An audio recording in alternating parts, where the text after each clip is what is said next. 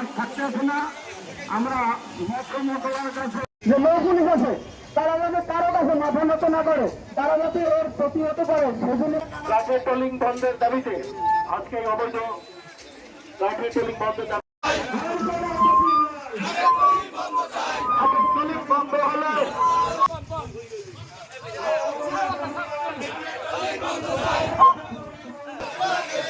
কথা তুলে গেলি কই। ভাই